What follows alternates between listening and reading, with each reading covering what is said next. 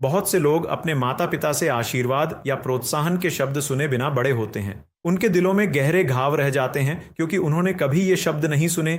मुझे तुम पर गर्व है, तुमसे प्यार किया जाता है, हम तुमसे प्यार करते हैं, तुम हमारे लिए आशीर्वाद हो। क्या माता पिता के रूप में हम जानबूझकर अपने बच्चों को आशीर्वाद देते हैं? क्या हम उनके भविष्य को ध्यान में रखते हैं? क्या हम जीवनदायी शब्द कहते हैं? इस संदेश में हम अपने बच्चों को आशीर्वाद देने के महत्व, उन्हें आशीर्वाद देने के तरीके और कुछ उदाहरण वाक्यों पर चर्चा करेंगे जो आपको अपने बच्चों को आशीर्वाद देने में मदद करेंगे। मैं इसे अंत में भी साझा करूंगा। नमस्कार, मैं जॉर्ज मैथ्यू एलेक्सियोस हूं और पॉइंट ऑफ एटर्निटी में आपका स्वागत है। देखिए, बाइबल कहती है जीवन और मृत्यु जीभ के वश में है। देखिए, हमारे शब्दों में बहुत शक्ति है। अगर हम बाइबल में एक रिवाज देखें, अगर हम यहूदी घरों को देखें, तो माता पिता आमतौर पर हर शनिवार को सप्त शुरू होने पर, साथ ही अपने विशेष त्योहारों के दौरान अपने बच्चों को आशीर्वाद देते हैं। वे बच्चों को आशीर्वाद देते हैं और उनके सिर पर हाथ रखकर उन्हें आशीर्वाद देते हैं। उस आशीर्वाद में यदि लड़का हो तो वे कहेंगे, तुम्हें एप्रैम और मनश्शे के समान आशीष मिले। यदि लड़की हो तो वे कहेंगे, तुम्हें सारा, रिबका, राहेल और लेया के समान आशीष मिले। और फिर वे पुरोहितीय आशीर्वाद देंगे। यही हम गिनती 6 के अध्याय 24 से 26 में देखते हैं। प्रभु तुम्हें आशीष दे और तुम्हारी रक्षा करे। प्रभु अपना मुखड़ा तुम पर चमकाए और तुम पर कृपा करे। प्रभु अपना मुखड़ा तुम पर उठाए और तुम्हें शांति दे। देखो, अपने बच्चों पर परमेश्वर की कृपा, परमेश्वर की सुरक्षा और परमेश्वर की शांति की घोषणा करना कितनी सुंदर परंपरा है। देखो, उस आशीर्वाद के बाद वे यहूदी माता पिता कुछ क्षण अपने बच्चों के कानों में फुसफुसाते हैं। वे उन्हें छोटे शब्दों में बताते हैं कि बच्चों ने उस सप्ताह क्या किया है और उन्हें प्रोत्साहित करते हैं और उन्हें थोड़ा अतिरिक्त प्रोत्साहन और प्रेम देते हैं। पूरा परिवार बच्चों को गले लगाकर और उन्हें चूमकर आशीर्वाद समाप्त करता है।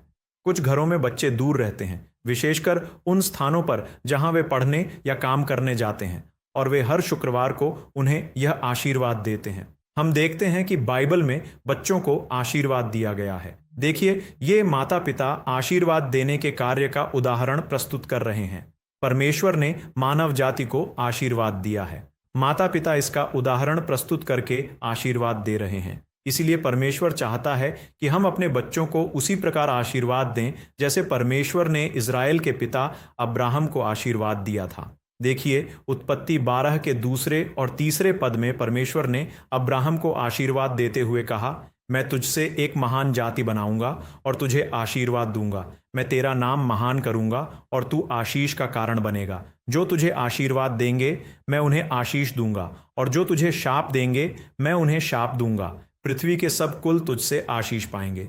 देखिए, बाइबल में कई स्थानों पर हम देखते हैं कि माता पिता अपने बच्चों को आशीर्वाद देते हैं। उत्पत्ति 27 में इसहाक याकूब और एसाव को आशीर्वाद देता है। उत्पत्ति 49 में याकूब अपने 12 पुत्रों को आशीर्वाद देता है। फिर मत्ती में 19वीं शताब्दी में यीशु ने बच्चों को आशीर्वाद दिया। अब आशीर्वाद क्यों महत्वपूर्ण है? सबसे पहले हमें यह समझना होगा कि माता पिता के पास आध्यात्मिक अधिकार होता है।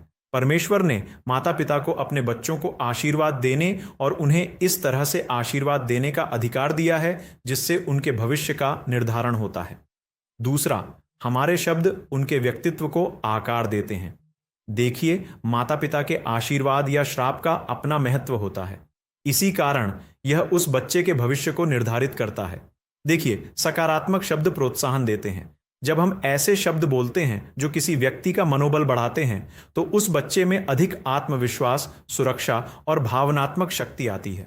जैसा कि मैंने पहले कहा, परमेश्वर ने जीभ की शक्ति को जीवन और मृत्यु का अधिकार दिया है। फिर तीसरा, ईमानदारी आशीर्वाद प्रदान करती है। 27वें श्लोक में कहा गया है कि धर्मी व्यक्ति ईमानदारी से चलता है, उसके बच्चे भी उसी के समान आशीष पाएंगे। देखिए, हमें एक बात समझनी होगी, बच्चे न केवल हमारी बातें सुनते हैं बल्कि वे यह भी देखते हैं कि हम कैसे जीते हैं। हमारे बच्चे हमारे शब्दों और कार्यों को भी देखते हैं। क्या दोनों एक समान हैं? बच्चे ध्यान से सुनते हैं। जब हम एक बात कहते हैं और दूसरी करते हैं तो हमें क्या संदेश मिलता है? इसीलिए मैंने पवित्रता की बात कही। उन्हें हमें परमेश्वर के सामने पवित्रता से चलते हुए देखना चाहिए। यदि ऐसा हो तो हमारे बच्चों को आशीष प्राप्त होगी। अब आइए बाइबल में दी गई आशीष के 4 महत्वपूर्ण तत्वों पर विचार करें। पहला, सार्थक स्पर्श। पवित्र शास्त्र में जब भी आशीष दी जाती है, स्पर्श का भी उल्लेख होता है। इसहाक याकूब से कहता है, मेरे पास आओ मेरे पुत्र, ताकि मैं तुम्हें चूम सकूं। बाद में याकूब यूसुफ के पुत्रों मनश्शे और एप्रैम को उनके सिर पर हाथ रखकर और उन्हें स्पर्श करके आशीष देता है। जब हम पवित्र शास्त्र में आशीष की बात करते हैं तो हम सार्थक स्पर्श का एक स्वरूप देखते हैं और माता पिता से उनके बच्चों के प्रति बहने वाली देखभाल और प्रेम को देखते हैं। उस सार्थक स्पर्श के माध्यम से आत्मीयता व्यक्तिगत हो जाती है। स्वीकृति अर्थात हम उन्हें स्वीकार करते हैं और फिर उन पर जोर देते हैं और उन्हें प्रोत्साहित करते हैं। शारीरिक स्वास्थ्य की ओर भी इशारा किया जा रहा है। जब हम उनके सिर पर या उनके कंधों पर हाथ रखते हैं या जब हम उनके हाथों को एक साथ पकड़ते हैं, उनकी आंखों में देखते हैं, फिर उन्हें गले लगाते हैं, चूमते हैं और इस तरह उन्हें आशीष देते हैं, तो यह सब सार्थक स्पर्श की श्रेणी में आता है। फिर दूसरा महत्वपूर्ण तत्व है बोले गए शब्द। आशीर्वाद का अर्थ है उसे बोलकर व्यक्त करना। आजकल के समय में हमारे समाज के बहुत से परिवारों में आपसी प्रेम, स्नेह और स्वीकृति को दर्शाने वाले शब्द या सुंदर वाक्यांश अब बहुत ही कम सुनने को मिलते हैं। अक्सर मैंने देखा है कि माता पिता कहते हैं, मैं घर पर हूं, क्या यह अपने आप में आशीर्वाद नहीं है? प्रियजनों, यदि आशीर्वाद का उद्देश्य पूरा होना है तो हमें उस आशीर्वाद के शब्द अपने मुंह से बोलने चाहिए। बच्चों को सुनना चाहिए, आई लव यू, मैं तुम्हें प्यार करता हूँ बेटा बेटी। उन्हें सुनना चाहिए कि मुझे तुम पर गर्व है। उन्हें सुनना चाहिए कि तुम बहुत कीमती हो। उन्हें सुनना चाहिए कि परमेश्वर का तुम्हारे लिए एक योजना है। देखिए, हमें कभी नहीं सोचना चाहिए कि बच्चों को ये सब पहले से पता है। हमें ये बातें दिन में कई बार अपने मुंह से बोलनी चाहिए। फिर तीसरी बात है उच्च मूल्य देना। जब हम इस तरह आशीर्वाद के शब्द बोलते हैं तो हमें उस व्यक्ति को देखकर उन शब्दों और उस व्यक्ति दोनों को महत्व देते हुए, उनका सम्मान करते हुए, उन शब्दों को भी महत्व देते हुए हमें उन्हें व्यक्त करना चाहिए। देखिए, जब याकूब को आशीर्वाद दिया गया, यानी इसहाक ने यह सोचकर आशीर्वाद दिया कि वह एसाव है, तब इसहाक कहते हैं, देखो मेरे बेटे की खुशबू यहोवा ने आशीर्वादित की है, जैसे खेत की खुशबू। जातियां तुम्हारी सेवा करें, राष्ट्र तुम्हें नमन करें। याकूब बाद में दान को आशीर्वाद देते समय एक बात कहते हैं कि दान अपनी प्रजा के लिए न्याय करेगा। बाद में हम देखते हैं कि शिमशोन दान के गोत्र से आता है और वही इज़राइल की उस प्रजा का न्याय करता है। ये सब हम देखते हैं। देखिए, आशीर्वाद मूल्य को संप्रेषित करता है। यह किसी व्यक्ति के मूल्य को ही संप्रेषित करता है। इसीलिए हमें अपने बच्चों के उपहार, प्रतिभाएं, उनका चरित्र, उनका स्वभाव, उनके सपनों, इन सब का उत्साहवर्धन करना चाहिए। हमें उनसे कहना चाहिए कि तुम एक बहुत ही मूल्यवान व्यक्ति हो, तुम्हें परमेश्वर बहुत सारी प्रतिभाएं और उपहार दिए हैं और परमेश्वर तुम्हें किसी बड़ी योजना के लिए चुना है। यह बात हमें उन्हें बतानी चाहिए। इसके बाद चौथी बात है एक विशेष भविष्य की कल्पना करना। हमें एक खास भविष्य को ध्यान में रखते हुए ही उसे व्यक्त करना चाहिए। देखिए, इसहाक ने अपने बेटे याकूब से कहा, ईश्वर तुम्हें आकाश की ओस, धरती की उपज और भरपूर अनाज व अंगूर का रस दे। जातियां तुम्हारी सेवा करें और राष्ट्र तुम्हें नमन करें। इसहाक की एक विशेष स्थिति थी, एक पितामह, पेट्रियार्क के रूप में, यानी वह इस्राएल देश के पिता माने जाते थे। जब ऐसे व्यक्ति इस तरह के शब्द बोलते हैं तो बाइबल के अनुसार उन शब्दों को भविष्यवाणी के रूप में भी महत्व मिलता था। देखिए, हमें अपने बच्चों का भविष्य ध्यान में रखते हुए एक विशेष और खास भविष्य को देखकर गंभीरता के साथ अपने बच्चों को आशीर्वाद देना चाहिए। देखिए, अगर ऐसा एक तत्व है तो हमारे बच्चे को वर्तमान स्थिति में एक सुरक्षा मिलेगी और साथ ही भविष्य में परमेश्वर की सेवा करने के लिए, परमेश्वर के राज्य के लिए खड़े होने के लिए और दूसरों के लिए हमारा बच्चा एक आशीर्वाद बने, ऐसा एक संकल्प उसके दिल में होगा। देखिए, उनके भविष्य को देखकर हमें आशा और एक अच्छा उद्देश्य भी चाहिए और हमें उनसे कहना चाहिए कि तुम पूंछ नहीं, सिर बनोगे, तुम बहुतों के लिए आशीर्वाद बनोगे, परमेश्वर तुम्हें अपने नाम की महिमा के लिए उपयोग करेगा। देखिए, आपके शब्दों के माध्यम से परमेश्वर कुछ दृष्टि और विश्वास उन छोटे दिलों में बोने के लिए आपको उपयोग करेगा। अब व्यावहारिक तरीके से हम अपने बच्चों को कैसे आशीर्वाद दे सकते हैं, चाहे वे स्कूल या कॉलेज जाने से पहले या कहीं बाहर जाने से पहले या रात को सोने से पहले आप उनके लिए प्रार्थना कर सकते हैं। बच्चों के लिए प्रार्थना कैसे करनी चाहिए, इसके 12 तरीके मैंने पहले ही साझा किए हैं। उस संदेश का लिंक मैंने नीचे डिस्क्रिप्शन में दिया है। फिर उनके जीवन को देखकर बाइबल के वचन ही उनके लिए घोषित करें। इसके अलावा वे जहाँ जहाँ देखते हैं या ध्यान देते हैं उन जगहों पर प्रोत्साहित करने वाले कुछ नोट्स या संदेश लिख कर रखें। उन्हें गले लगाएं या आलिंगन करें। उन्हें गले लगाने में कोई बुराई नहीं है। इसके बाद एक और बहुत महत्वपूर्ण बात यह है कि अगर माता पिता से कोई गलती या भूल हो जाए तो उसे सही ठहराने की बजाय हमें अपने बच्चों से माफ़ी मांगनी चाहिए। हमें सॉरी कहना चाहिए। उन्हें यह देखना चाहिए कि हमारे माता पिता में ईमानदारी और निष्कलंकता है। इसके अलावा रोजाना एक आशीर्वाद यानी दैनिक जीवन में ही आशीर्वाद के शब्द बोलना और व्यक्त करना, ऐसी एक आदत, ऐसा एक शील घर में होना चाहिए। देखिए, एक साधारण शब्द में भी पूरी जिंदगी भर के लिए प्रभाव डालने की ताकत होती है। फिर जैसा कि मैंने याद दिलाया था, आप कुछ उदाहरण वाक्य लेकर अपने बच्चों को आशीर्वाद देने के लिए ये बताए गए वाक्य इस्तेमाल कर सकते हैं। गिनती की किताब में अहरोन के लिए अध्याय 6 की 24 से 26 तक लिखा है, यहोवा तुझे आशीर्वाद दे और तेरी रक्षा करे। यहोवा अपना मुख तुझ पर चमकाए और तुझ पर कृपा करे। यहोवा अपना मुख तुझ पर उठाए और तुझे शांति दे।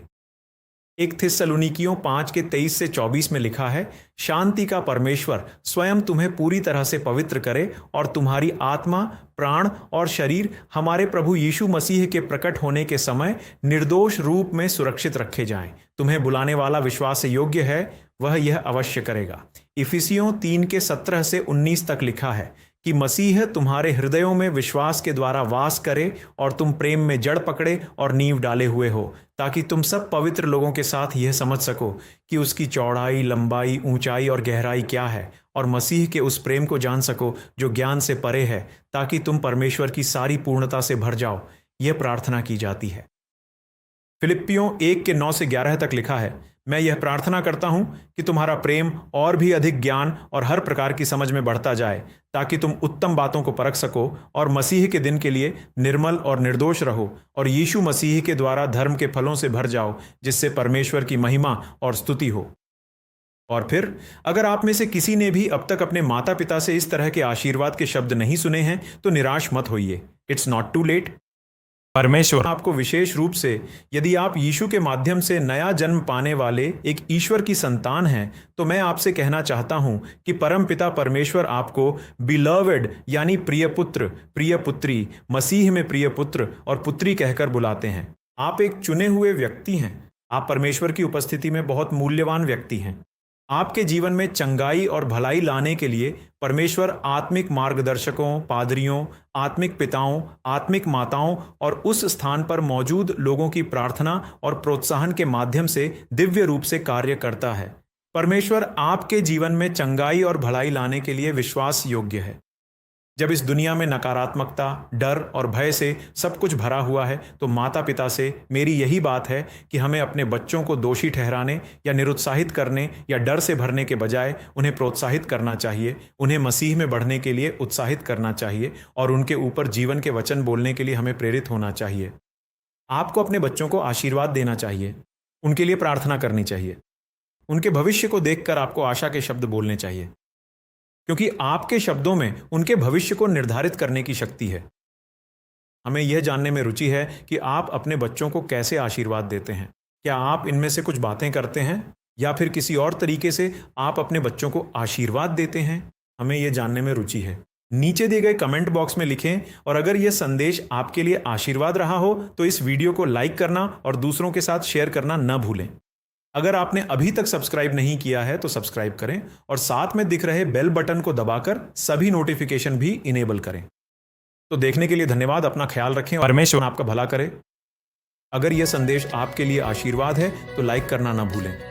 अगर आपने सब्सक्राइब नहीं किया है तो सब्सक्राइब करें और साथ में दिख रहे बेल आइकन को दबाएं। जब भी इस चैनल पर ऐसे अपडेट्स या बाइबल स्टडी सेशंस अपलोड किए जाएंगे, आपको उनकी नोटिफिकेशन मिलती रहेगी।